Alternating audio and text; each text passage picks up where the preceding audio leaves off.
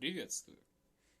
Как вы думаете, хотел бы начать свой, скажем так, блог?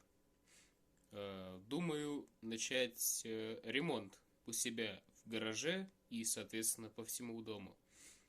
Э, Попутно, скажем так, попивая пивчик за вас. И снимаю это на видео, соответственно. Мне интересно, кому это будет интересно. Если кому-то будет, хотя бы людям примерно 10, плюс-минус, я бы начал выкладывать видосики. Почему нет? Как сказать? Самому по себе, мне самому хочется это все делать, но нужен какой-то определенный стимул. Если захотят люди, помимо меня, на это посмотреть, то есть мне самому будет интересно посмотреть, на что в итоге вышло, я бы продолжил делать.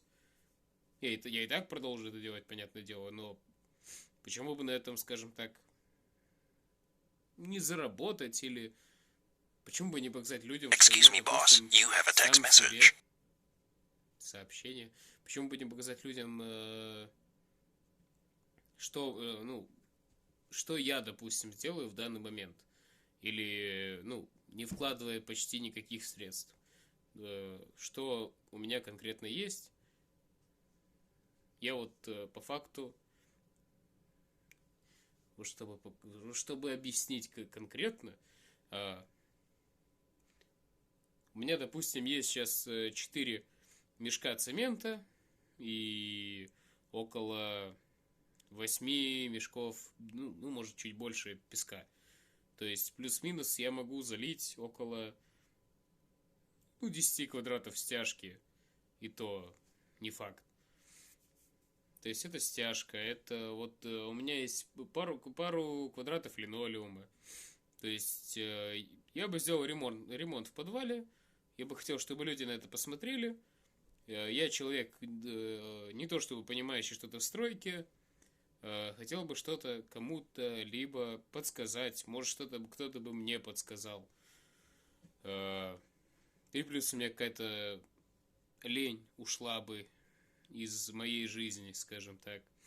Потому что, скажем так, когда ты один, тебя ничего не подстегивает и тому подобное. Понятное дело, что есть семья, родители, девушка,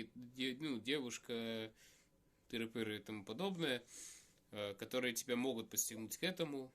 А когда есть помимо этого всего люди другие, которые жаждут того, чтобы ты это все увидел, они этого всего увидели, у тебя появляется дополнительный стимул.